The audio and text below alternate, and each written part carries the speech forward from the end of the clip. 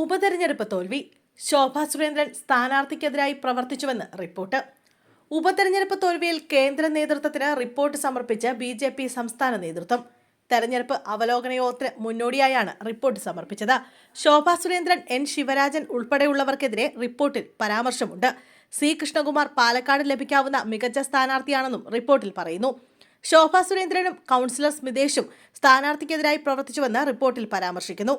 നഗരസഭയിൽ പ്രവർത്തനം മന്ദീഭവിക്കാൻ ശ്രമം നടന്നു. പുറത്തുനിന്ന് എത്തിയവർ തങ്ങളുടെ വാർഡിൽ പ്രചരണം നടത്തുന്നതിനെ ആരോപണ വിധേയരായ കൗൺസിലർമാർ എതിർത്തു. കണ്ണാടി പഞ്ചായത്തിൽ വോട്ട് മറിക്കാൻ ശ്രമം നടത്തി. ഒരു പഞ്ചായത്ത് ഭാരവാഹിയുമായുള്ള സംഭാഷണം പുറത്തായതോടെ ജാഗ്രത പാലിക്കാനായെന്ന് റിപ്പോർട്ടിൽ പറയുന്നു. വോട്ട് മറിക്കുന്നതിൽ സന്ദീപ് വാര്യരുടെ സ്വാധീനം ഉണ്ടായെന്നും റിപ്പോർട്ടിൽ പരാമർശമുണ്ട്. പരസ്യ പ്രസ്താവനയുടെ പേരിൽ എൻ ശിവരാജനെതിരെയും റിപ്പോർട്ടിൽ പരാമർശമുണ്ട്. പാലക്കാട് സി കൃഷ്ണകുമാർ ലഭിക്കാവുന്ന മികച്ച സ്ഥാനാർത്ഥി തന്നെയെന്ന് റിപ്പോർട്ടിൽ പറയുന്നു. ഉപതെരഞ്ഞെടുപ്പിൽ സമാഹരിക്കാവുന്ന പരമാവധി വോട്ടുകൾ ലഭിച്ചുവെന്നും റിപ്പോർട്ടിൽ സൂചിപ്പിക്കുന്നുണ്ട്.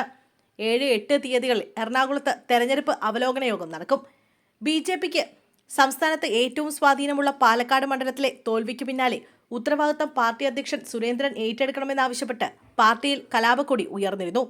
അധ്യക്ഷ സ്ഥാനത്ത് നിന്ന് സുരേന്ദ്രനെ മാറ്റണമെന്ന ആവശ്യമടക്കം നേതാക്കൾ ഉന്നയിച്ച സാഹചര്യത്തിൽ കേന്ദ്ര നേതൃത്വത്തെ സുരേന്ദ്രൻ രാജ്യസന്നദ്ധത അറിയിക്കുകയും കേന്ദ്രം നേരിട്ട് തോൽവിയിൽ അന്വേഷണം നടത്തണമെന്ന് ആവശ്യപ്പെടുകയും ചെയ്തു.